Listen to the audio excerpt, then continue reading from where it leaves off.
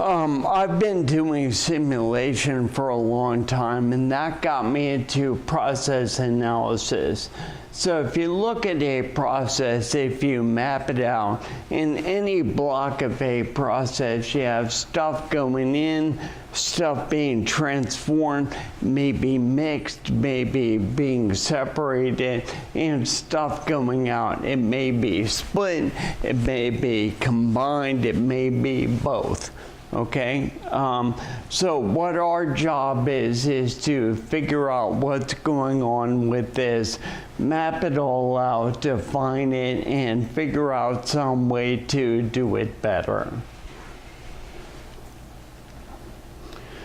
I also just want to introduce myself briefly. There's a guy named John Machida Jr. He was the guy that held the world record for being the fastest talker, and this is him.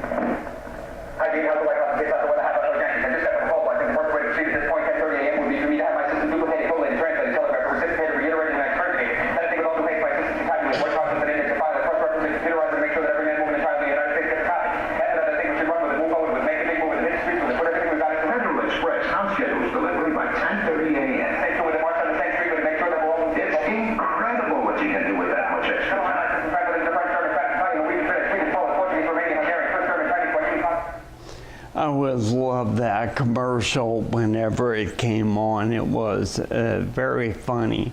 That is Stephen Hawking. As you can guess, he doesn't talk all that fast, at least without a computer. So that's our boy John there. He's very fast. I made something called the Machida-Hawking scale, and I plotted some things on it.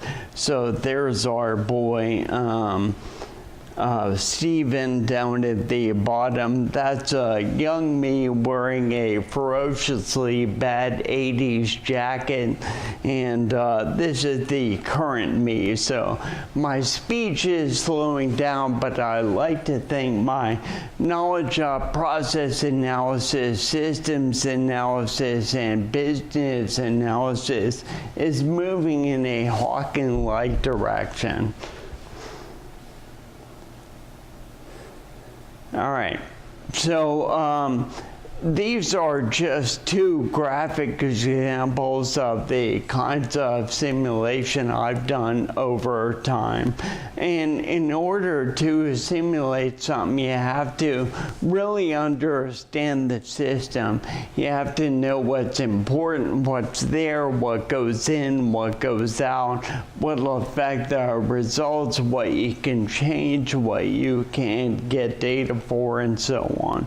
So the item here on the left is showing the internal and external temperatures through a cross-section of a steel billet being heated in a some kind of reheat furnace so it can be rolled. And you have to make sure that it's all the way softened up. Can't have a differential temperature that's too high, can't be too soft, and you can't measure what's going on inside the piece of steel, but you can simulate it. So then the average and the differential temperature becomes your control variable in the control loop. The other thing is an example discrete event simulation I put together as an example using a JavaScript-based framework that I wrote. So you have entries, queues, splits, joins, exits, processes, parking lots, paths, and entities being processed. And within that, you can give all those things characteristics any way you want, any kind of data, any kind of representation of what you're doing. then you can replummet change characterizations and see if the changes you're proposing make the overall system better. So these are the industries I've worked in over time or served in one way or another, or quite a lot of them.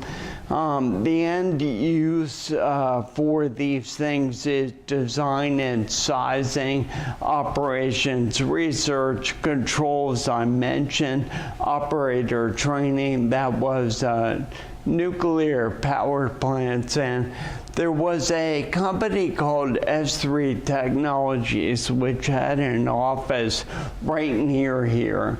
They're still around in some form. Risk analysis, economic analysis, impact, and obviously process improvement.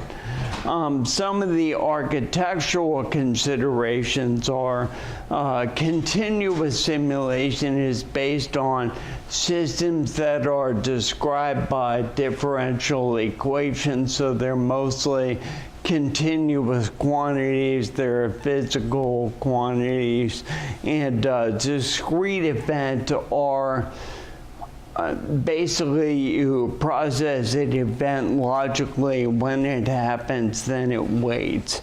And these are very often, particularly discrete event simulations, combined with Monte Carlo analysis. Another architectural consideration is interactive versus fire and forget. So a training simulation will be run in real time, and it'll be like a video game. You do something, it does something, you do something, it responds. Real time versus non-real time, covered that. Single platform versus distributed. A single platform might run on just one computer, like a video game or many design things we did on desktops. Distributed may be a whole bunch of full scope simulators of weapon systems, all networked in an environment, and they all fight each other. They do that for evacuations, crowd control, threat mitigation, a lot of things like that. And there are protocols that coordinate everything. And then deterministic versus stochastic. So that is, some things generate a single point answer.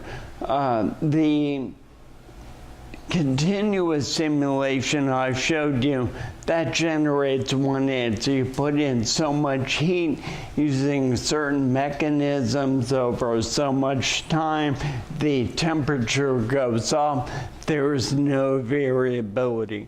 But if you're doing a land border crossing, a vehicle comes to a checkpoint, there are many things that may change how long that process takes. So you gather data on there, and then you run the simulation using the random output, and then you run it multiple times to see how the results combine. So you don't get a single point result, you get a cloud of results and characterize them statistically. So here's the framework. This is basically what I would write were I filling out the first section as you all did. And this is based on having done this through many, many cycles in many, many industries over a certain period of time. So I'll go into these steps one by one in more detail. So you see there is an as-is state and a to-be state that shows up in a couple different places. The to-be state, that's all standard BA type language. You see it in job ads a lot. functional and non-functional requirements, and verification, validation, and accreditation. So they're basically the processes you go through to figure out what you want, what the customer needs, what they're asking for, what they really need, propose solutions, test them out, do it, test it, see if it works, accept it. So I plotted this out. This was an interesting exercise for me. When I got the CPAP cert last summer, it was all kind of diffuse, and I'd seen everything before, so it was easy to pick up on. No place in the book did they tell you do this, do this, do this, and do this. And they can't, because everybody does something different. And they don't want to really put you in a straitjacket of what you should do. Y'all are smart. You'll figure it out. You'll adapt to the situation, and you all have. But what I did do is I plotted out my steps that I use as a rough framework. And then I plotted out the 6 subject matter areas in the BABA, and I put in a heavy X that's bolded for situations where there's really a direct match, and then a slightly smaller grayer one to say that comes up less often, but there's a cross map there in some situations. And you could really argue that you can cross map almost anything to almost anything else. But the trend basically is upper left to lower right. So the stuff in the BABA really is in kind of an order. Again, they give you all the pieces, all the techniques. It's a little loose, but it does kind of flow in the direction that seems appropriate. So project planning, that's a little bit of just how you kick it off and how you organize things. There's a lot of overlap with project management, PMP type stuff, PMBOK type stuff.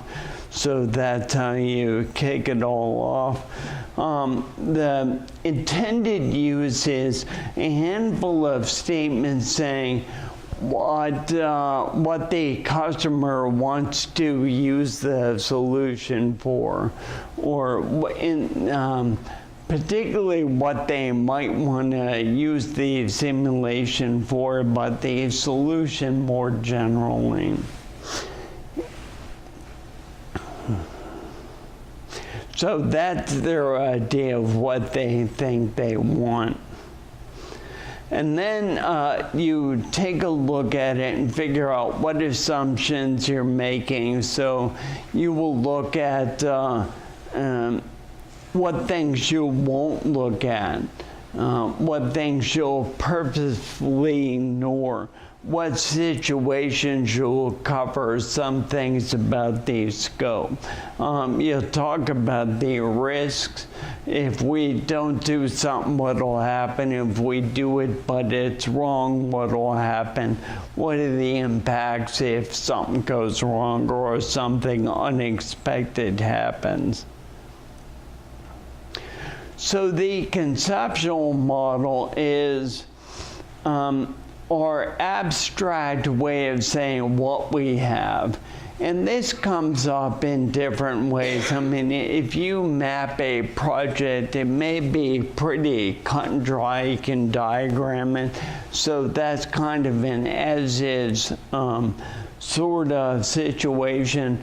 But once you figure out what's going on, maybe you'll end up writing a series of equations to describe everything. And here's where the whole thing gets maybe a little bit abstract. There are a lot of ways to represent different aspects of a system, and it's sometimes hard to get them all in sync. But we call it a conceptual model because it's our concept of what the system is. And this applies whether we're building a simulation or working with or mapping a system that already exists, or one that doesn't exist yet that we're thinking about building to instantiate a solution of some kind. The whole thing's driven by data. So we have to make sure that we vet all the data, that it comes from reliable sources, that it's accurate, that it's obtainable, that we understand it. We have to track and document how it's transformed and make sure there's enough data coming in to accurately drive and support everything we want coming out. So you can't have output numbers that just come from no place. They have to be driven by something. One of the things I ended up doing for a very large organization is collect we had a huge amount of input data that drove this giant spreadsheet that had like 100,000 values in it. And it was used to justify staff for all the POEs in land, air, and sea all over the US, Canada, and Mexico, and some in other places. And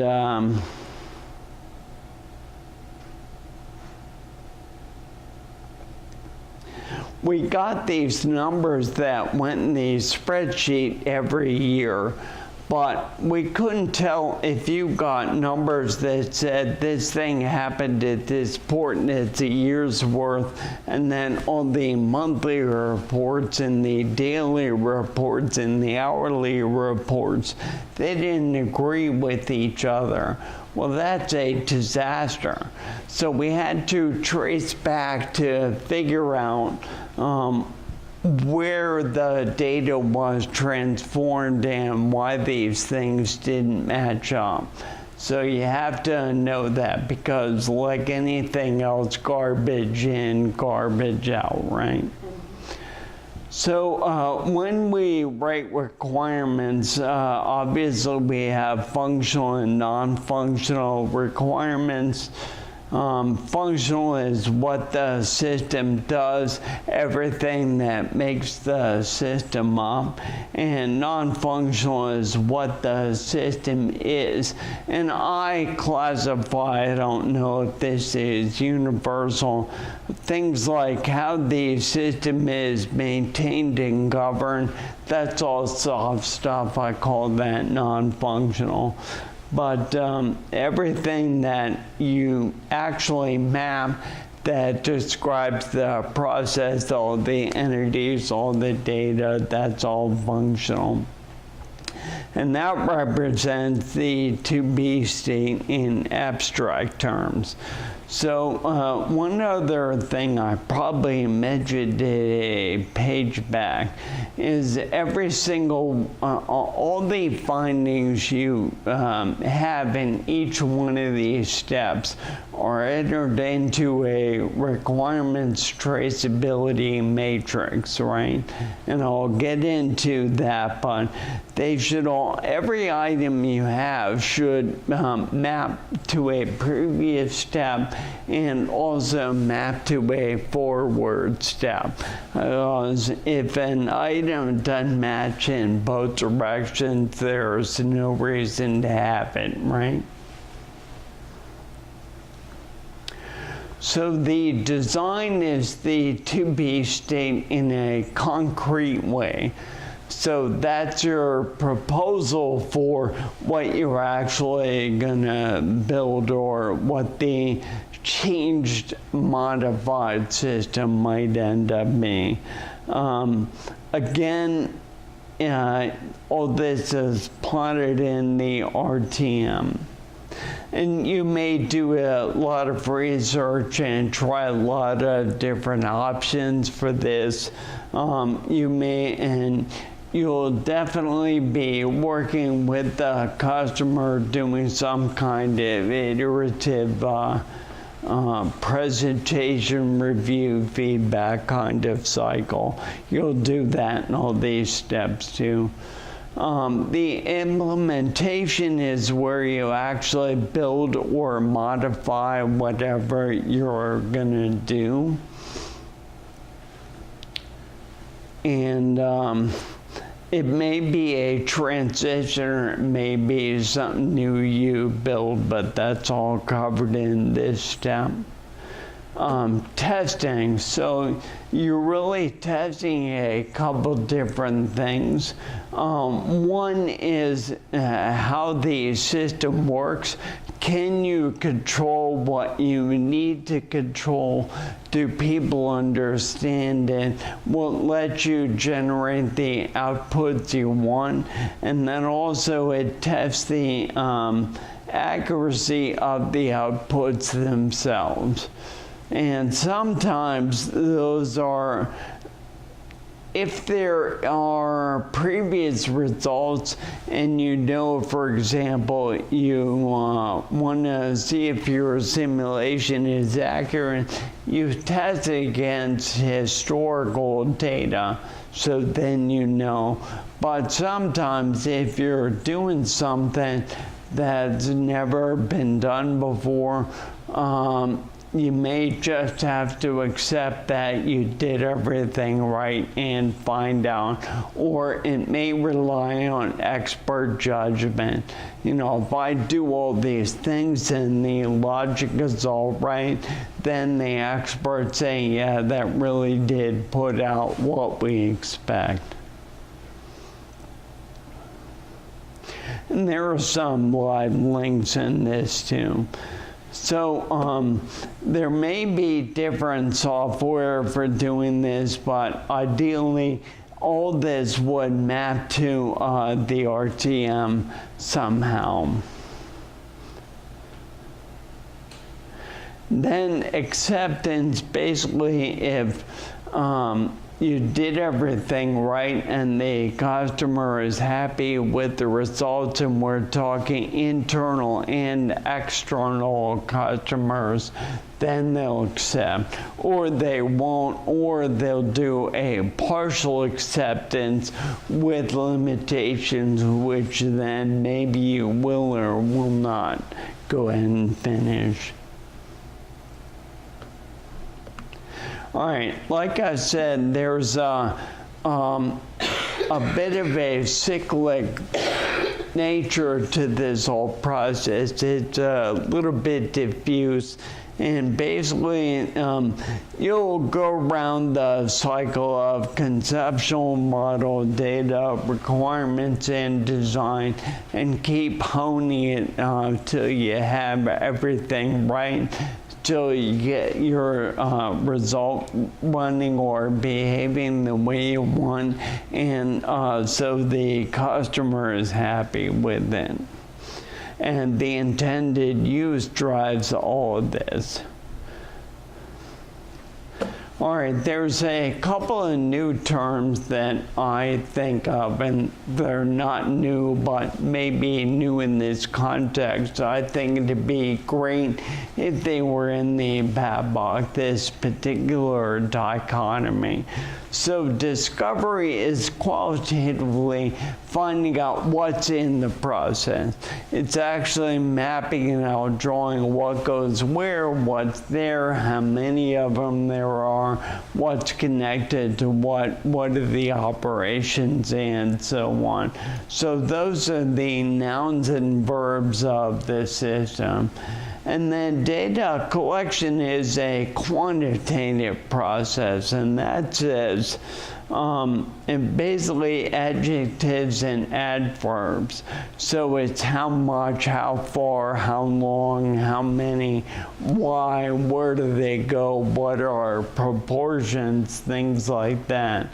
So you do discovery first. Once you understand what the system is, then you can quantify it, and so you do data collection second.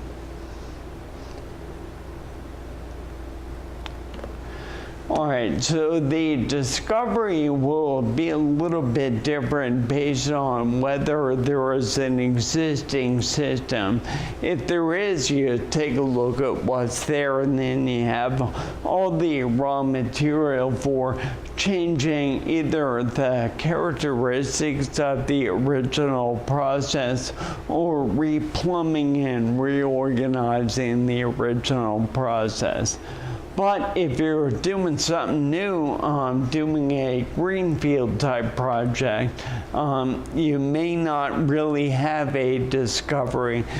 Your design and your proposals and your testing, that's really the discovery. So you're discovering the solution out of whole cloth. Let's do something else. We'll take a little break for this. Can I have you read off some of the steps you do in a weird or non-standard analysis?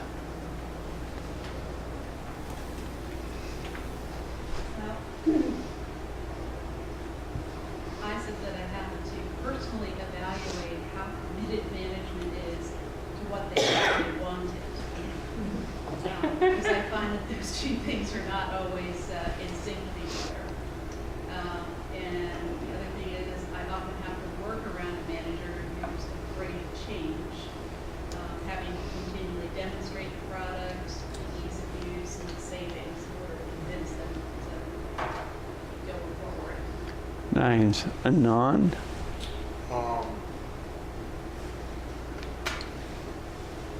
I would say sometimes I'm going to go back and forth with the clients or with the stakeholders. Not everything's going to be as complex that I'm going to go back and forth with them, or to redefine the scope or something. Right. Simon? Mine was basically just making executive decisions on my own without having to do that back and forth, because it is endless and the timetables are often very static. Okay, and sometimes you can't do that, no doubt. So this just describes process mapping. So it's there are so many ways that it can be done. The animation I showed you before of the discrete event simulation, that is basically a process, and I've mapped many. I'll show you some examples coming in. Most of the ones I've done in my career are stuff coming in, getting processed, and coming out. But there are other things where a lot of things just stay in the system, and if they don't really come in and go out, then what they're doing is changing state.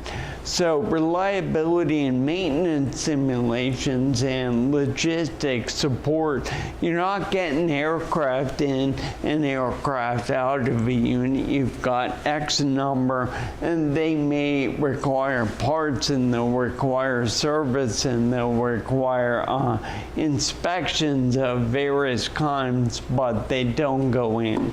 So if you remember the Babcock, there are a ton of different kind of diagrams and things like that.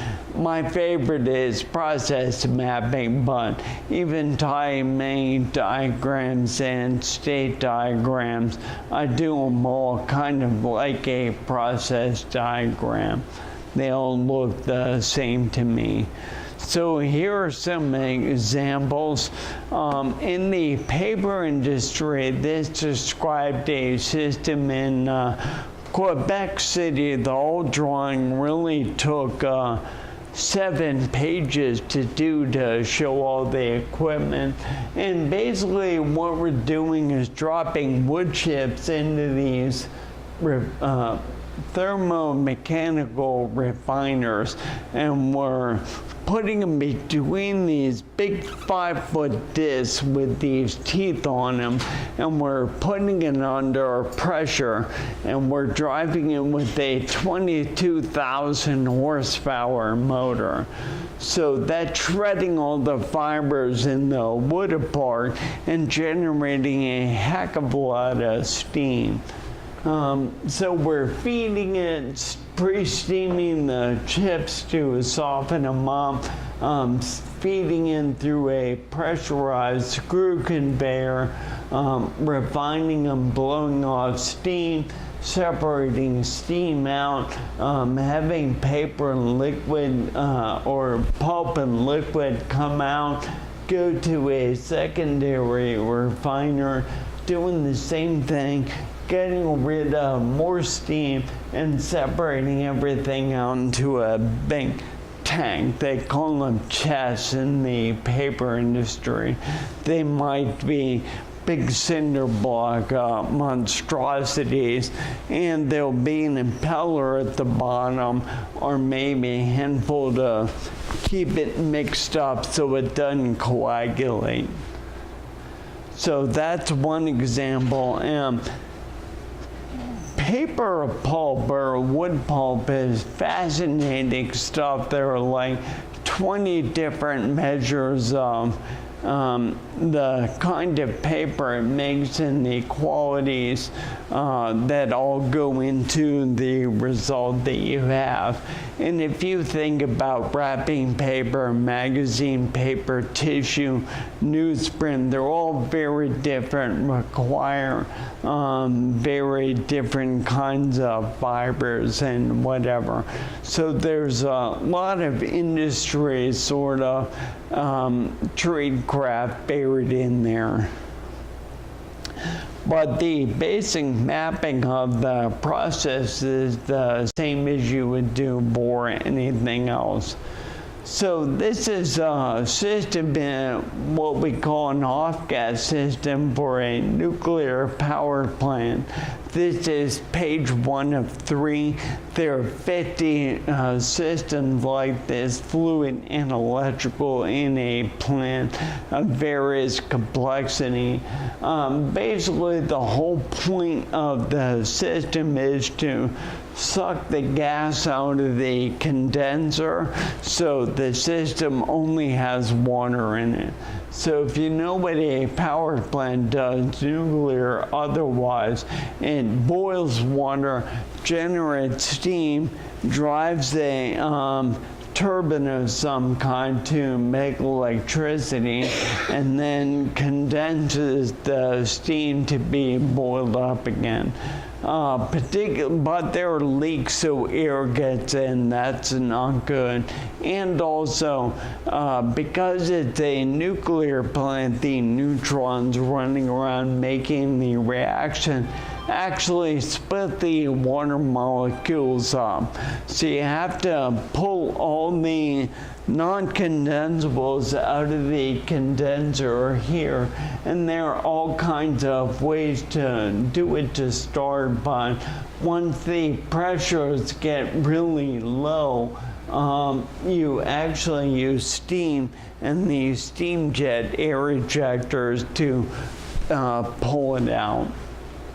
And then you go through, you recombine the hydrogen and oxygen and go through a pile of separators to get rid of more and more moisture, let the short-term radioactive stuff decay, filter things out, and finally the last of the air goes back outside, and it's safe at that point. That is a land border crossing on the southern border of the U.S. It processes private vehicles, commercial vehicles, and pedestrians. And that is actually a tool we built called Border Wizard that interactively and graphically allows us to build models, and then we run them, and then entities, we can see them actually go through, take certain amounts of time, and all the different rectangles, they can be routed from one place to another. For example, everything will go through a primary, then some percentage, and that's based on certain characteristics the border crossers have, will go to various kinds of secondary. Some will go right to the exit. So we studied these to make sure to try to make the processes more efficient while maintaining proper security. And then that's just a one page near the end of a generalized study I did to build my own discrete event simulation tool. So I was figuring out what standard components I needed to include. Because if you look at that, we had a lot of very specialized things in there, but in reality, they're all variations on a smaller number of generalized objects. So again, I started off talking about process mapping, and a process has inputs and outputs. Transformations happen in the middle. There are sources where the inputs come from, and customers to which the outputs go. The way they normally talk about this is a standard BA/BABA, turn this SciPy. So source, input, process, output, customer. But if you write it backwards, you're starting with what the customer needs and then putting something together that generates that output. So if you think it in terms of Copus, then you'll have a customer-first approach. That is just an enumeration of the standard components I created. So data collection, here are, once you understand what's in a process, then you can figure out everything you need to collect about it to characterize the system.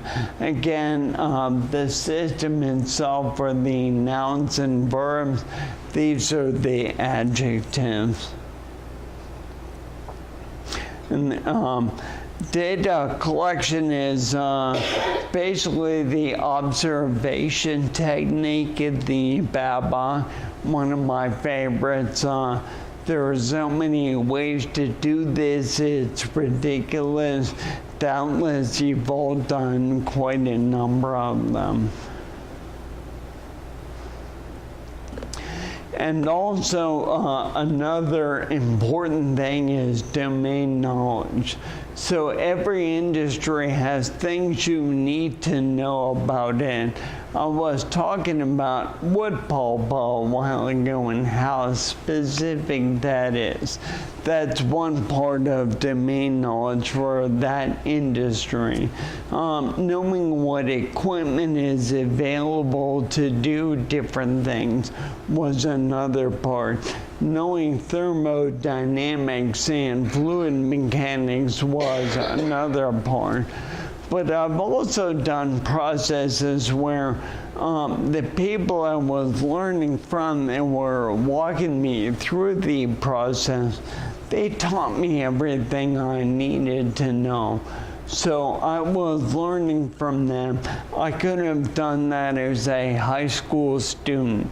Okay, it didn't take anything special to do, and that was for an insurance company.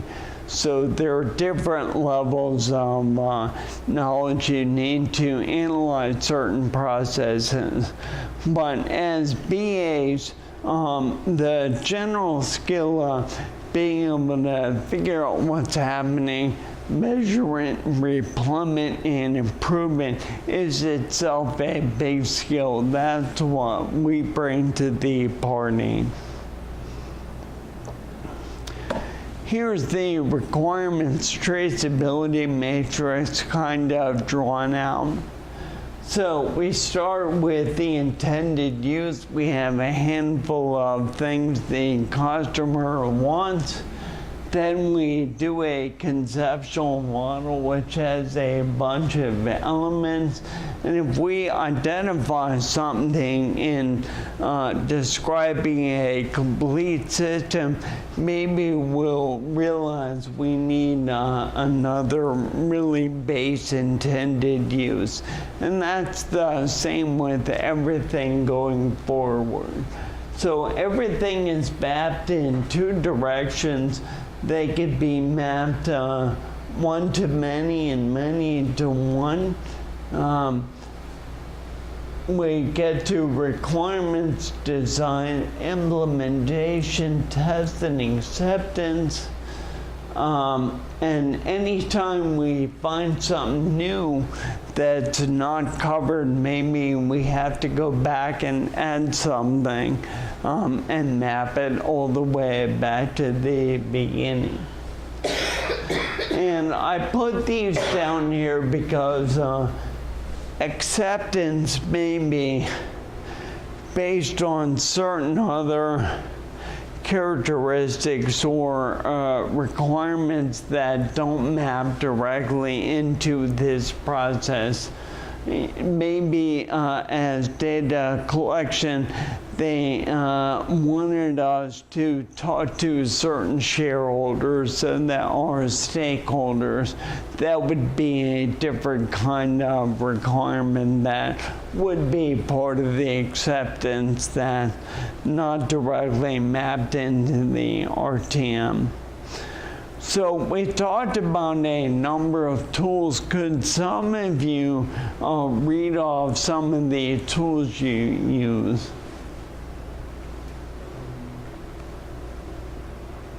Software tools that we use? Any kind of tools. I use like Google Drawings to draw documents. Also Google Docs for documentation. Of course, email. Go ahead. Sure. Jira and Confluence are big Atlassian products, and Excel. I live with Excel. You're my hero. Wanna give it a try? Okay. I'm a technical writer, so that's that. Awesome. Microsoft Word, developer tools, and RoboHub. Robo Health. Nice. That's a new one. I haven't heard that before. I know, yeah, but not as a BA. So that's interesting. So again, I keep talking about going around and around with the customer on all this. Ideally, sometimes you have to make an executive decision and just do your own thing. It's better to ask forgiveness than permission. But ideally, as you're doing these things, you review it with the customer, get acceptance, review with the customer, get acceptance, and you go through this through all the phases. And there's also, if you discover something that requires you to add something in a previous step, like I described with the RTM, this process kind of covers that. So here's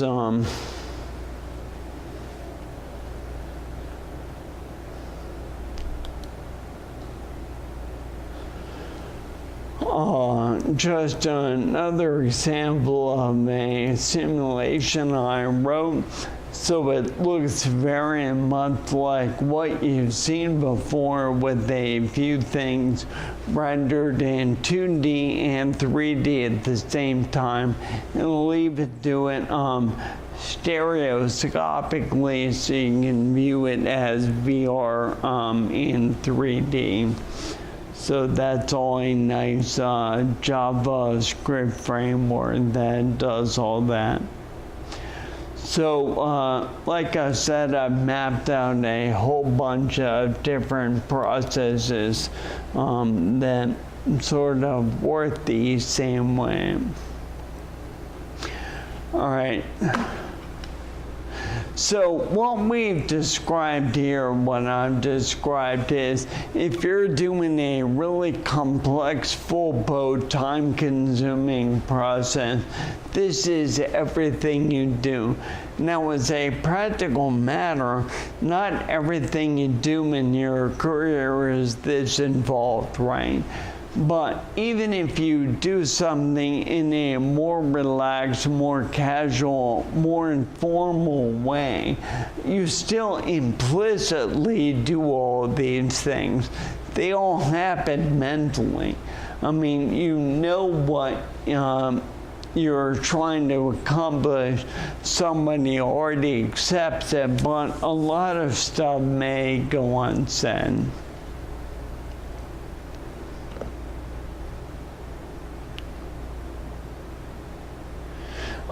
You can use any real management technique in this, or development technique. Agile and waterfall both have their place. You can try multiple options. The process is pretty flexible, like I described. This is a pretty cool book, but even cooler than the book itself, I always love this cover photo. And what I'm trying to show here is that you want to be thorough in your work. You want to make sure you haven't left anything uncovered. And that involves looking at things from every possible angle. And the techniques in the BABA give you some guide to doing so many different things that it'll naturally cause you to look at things from a lot of different ways. There are some formal techniques that do that. UML tries to decompose problems from the point of view of the users, the customers, the stuff going through a process, the process steps, everything else. But this is, and some of this is an art. You just have to think about what you don't know and figure out every possibility there is. Where I came up with the specific names for my steps in the overall framework, when I was working for Navy program, there's a guy who wrote up a way to do V&V of simulations, and he was this extremely loquacious guy with a larger than life personality, and that may have been somewhat hard to take, but the framework he came up with is pretty good. So if you look at the simulation that as it's built and think of it as being in the middle here, so what you want to do is verification and validation. Again, verification is verifying that it works and it's correct and things like that. Validation is, does it meet the customer's needs? So if we're doing Yeah, the V&V part, we write up what we're gonna do and then what we did. So that's either an integrated or an independent V&V team.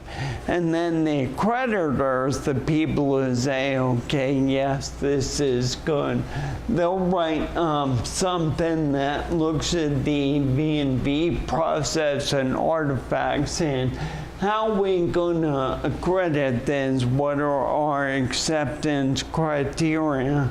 And then when it's all done, we say, okay, here's what our review was. And eventually you end up with a decision.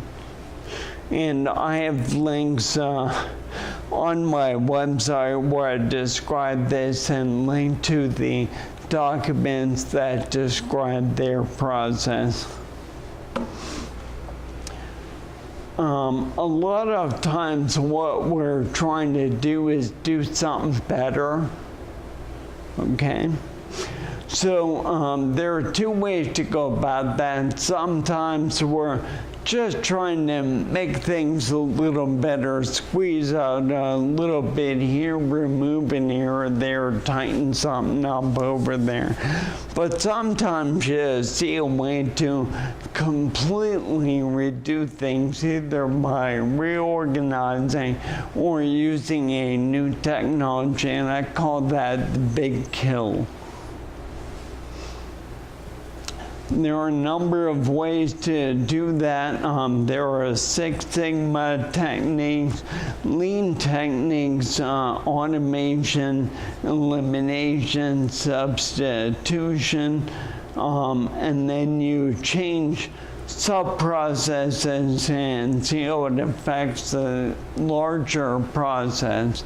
Theory of constraints comes into this. A system is always constrained, right? Because if it wasn't in some way, trivially, its throughput would be infinite. We know that can be. But we have some sort of tie-ups and we change something and see if we move the constraint or relax it to a degree that we can get more through it in some way. Monte Carlo analysis, I mentioned that if you think about driving to work, you can say, you know, some days you pull out of your driveway and everything goes great. Hit every green light, there's no wrecks. Maybe it's a light day because it's summer, there are no school buses, or everything goes wrong and your car breaks down, takes you 3 hours. So if you can imagine writing a simulation for driving it to work, you can plot out all the roads, all the other vehicles that can be on the road, time the lights, weather, mechanical condition of your car, whether you had a fight with your spouse, just about anything. All this can be mapped, it can all be quantified, and if I were going to build a simulation of this, I would go through my steps and make it happen. And finally, if I'm driving random outcomes, I have to have some idea. You know, I have all these events in a simulation, but, you know, I won't say something takes 3 minutes and that's it. It might take anywhere from 1 minute up to 9, you know, and there'll be a shape to the curve by the number of samples, and there are a ton of different shapes, and you know, there are long-tailed things. These are just some samples I came up with to illustrate the idea. And when you stack a whole bunch of these on top of each other and run many samples, you get a range of emergent outcomes. So Monte Carlo stuff has to be driven by a lot of sample data. And that is it. Let's have some people talk about the last thing. What are some of the end goals you've done for business analysis? I'll tell you, I work for United Parcel Service. So some of the things we've looked at is simplifying returns for a retailer and their customers, recovering fuel-related cost fluctuations, and blocking or restoring delivery service to areas affected by natural disasters.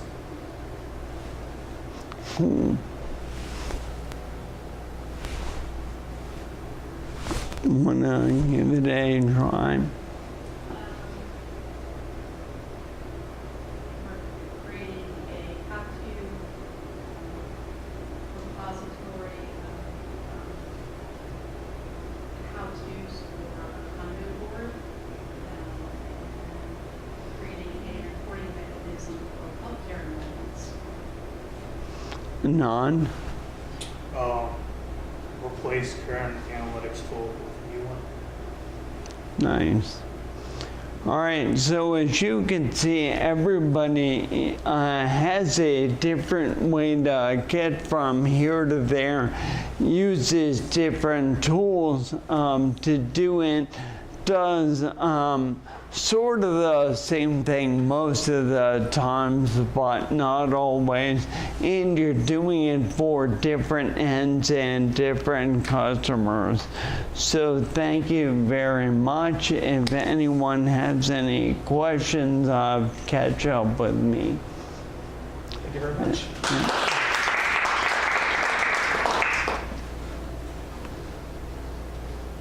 I have one question. In your experience, how often has a mathematical simulation such as that helped in non-scientific environments? Well, border crossings aren't, you know, a scientific environment. And we did those simulations to figure out ways to make sure a new port we design will meet the measures of effectiveness that were called for based on the anticipated traffic. So you do the design, simulate it, and find out it does or does not meet the criteria. So that kind of thing happens a lot.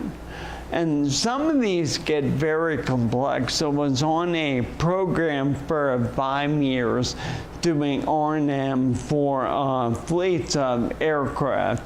And it was really almost a religious war, talking about only mechanics and data and relationships inside the model. Can we do this a different way to make it more tractable? There was at least one fairly significant redesign while I was in there, and there were, you would think a discrete event simulation is maybe more straightforward, but it isn't. They can get super complicated. There's so much that goes into it. There are a lot of trade-offs. Thanks.